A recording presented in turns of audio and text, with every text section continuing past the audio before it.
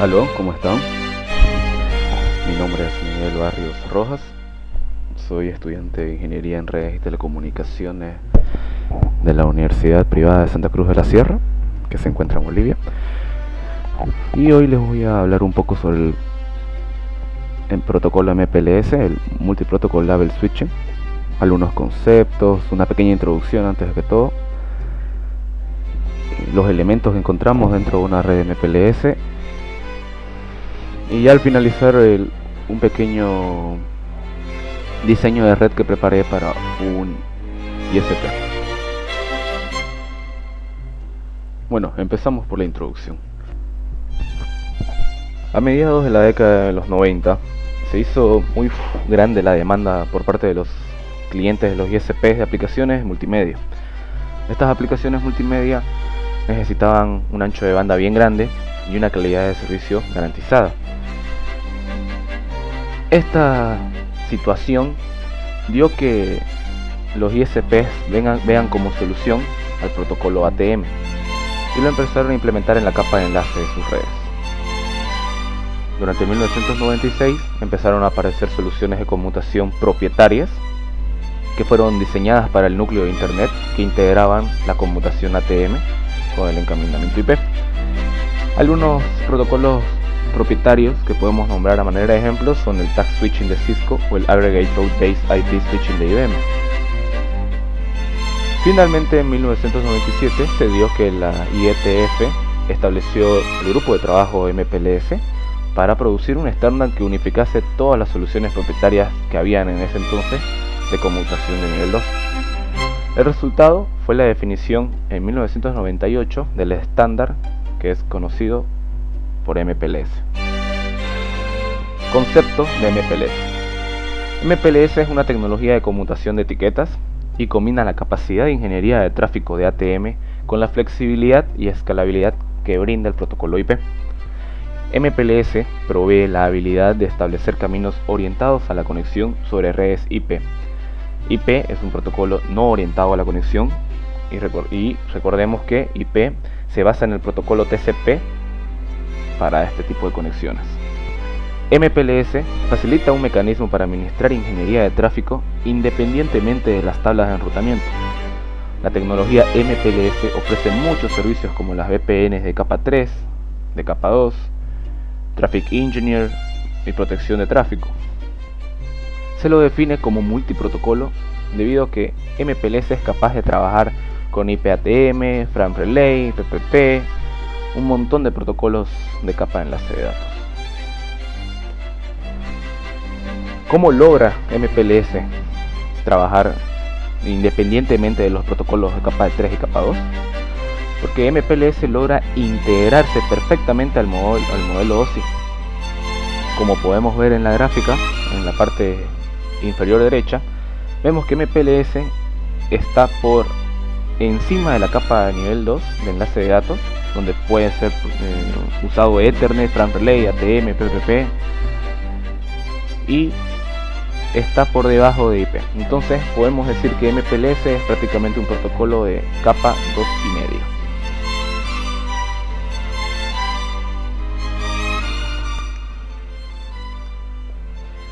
La cabecera de MPLS está compuesta por 4 bytes, como podemos ver en la figura. La primera parte es la label, que tiene 20 bits de tamaño y es la que tiene el valor actual de la etiqueta de MPLS. Esta etiqueta tiene sentido únicamente local y es la que determinará el próximo salto del paquete. Luego tenemos el siguiente campo, que es el de Class of Service o el experimental, que está compuesta por 3 bits de tamaño y es el campo que afecta a los algoritmos de descarte de paquetes y de mantenimiento de colas en los nodos intermedios. Es decir, indica la calidad de servicio que se le brinda al paquete MPLS.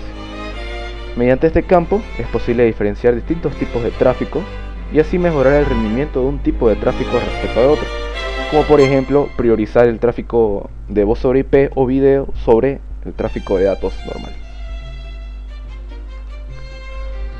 Luego tenemos el campo stack, que está compuesto solo de un bit. Esto quiere decir o que es 0 o que es 1. Mediante este bit se soporta una pila de etiquetas jerárquicas, es decir, indica si existen más etiquetas MPLS.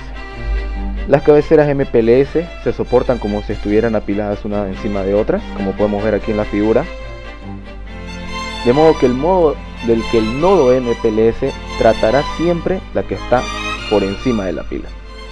La posibilidad de encapsular una cabecera MPLS en otras tiene mucho sentido, por ejemplo, cuando se tiene una red MPLS que tiene que atravesar otra red MPLS, puede ser perteneciente a un ISP distinto o otro organismo administrativo externo, y de modo que al terminar de atravesar esa red se continúe trabajando con MPLS como si no existiera dicha red externa. Entonces, si el bit de stack está en 0, significa que no es la última etiqueta en la pila.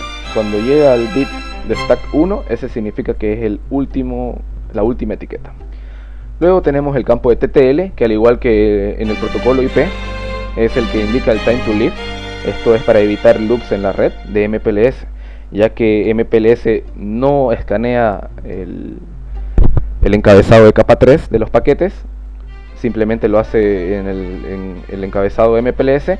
Esto es muy útil para evitar los routing loops que se dan. Bueno, ahora vamos a hablar sobre los elementos que encontramos en una red MPLS.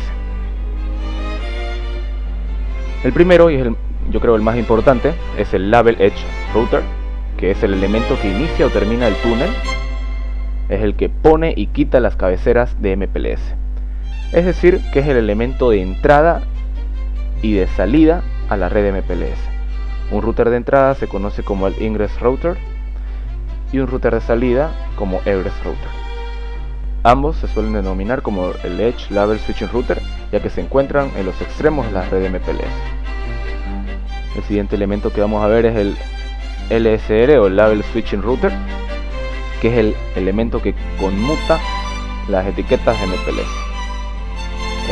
Funcionan en la topología de MPLS, funcionan como switches de capa 2 netamente, ¿no? Solamente escanean la etiqueta MPLS, se fijan en su tabla y switchean. El siguiente elemento es el LSP o el Label Switched Path, que es el nombre genérico de un camino MPLS, es decir, es el nombre que se le da al túnel MPLS que se establece entre los extremos. Tenemos que tener en cuenta que un LSP solamente es unidireccional. El siguiente elemento que vamos a ver es el LDP o el Label Distribution Protocol, que es un protocolo para la distribución de etiquetas MPLS entre los equipos de la red. Y el siguiente que vamos a ver es el FEC o el Forwarding Equivalent Class.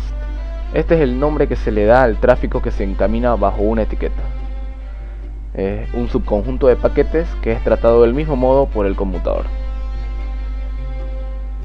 Bueno, ya para finalizar vamos a mostrar el diseño de una red MPLS propuesta para un ISP, en el cual vamos a poder ver los principales elementos de lo que es el protocolo MPLS. Tenemos el siguiente escenario dado: un ISP que funciona en Bolivia, presta sus servicios a clientes en las ciudades de Santa Cruz de la Sierra, de Sucre, Cochabamba y Trinidad. Y lo que se quiere es que el ISP sea capaz de prestar servicios hacia sus clientes de conexiones VPN de sitio a sitio, usando la red MPLS. Para esto vamos a poner routers de borde en las principales ciudades que estén conectados mediante fibra hacia un core de Label Switching Router. Como solución se propuso trabajar con la línea de equipos Juniper, que es una línea reconocida mundialmente, para la implementación del core de MPLS dentro del ISP.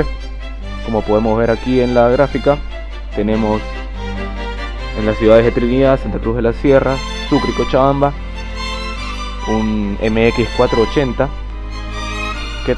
que tiene la función dentro de la arquitectura MPLS de ser el Label Edge Router. A estos Label Edge Routers o routers de borde les podemos conectar los ISPs. Como vemos en la figura, están conectados los ISPs en nivel 1, 2 en la ciudad de Santa Cruz de la Sierra, 1 en la ciudad de Cochabamba, y también estarían conectados a estos los servidores de birras, los servidores de radius, servidores de autenticación, los que establecen los IP de Islam para establecer las sesiones PPPoE con los usuarios del ISP. Vemos que los Label Edge routers están conectados mediante fibra óptica hacia el core del Label Switching routers, creando así una topología de full mesh con la interconexión de los cores de Label Switching routers mediante Gigabit Ethernet. Hablando de nuestras características técnicas para nuestro Label Edge router, el MX480 de Juniper, podemos ver aquí una gráfica del equipo, así como también su stencil que fue usado para el diseño de vicio, y un pequeño resumen de sus características, así como también para los Label Switching routers, el J4350 Juniper. También podemos ver una imagen física, así como también el stencil que fue usado y sus características.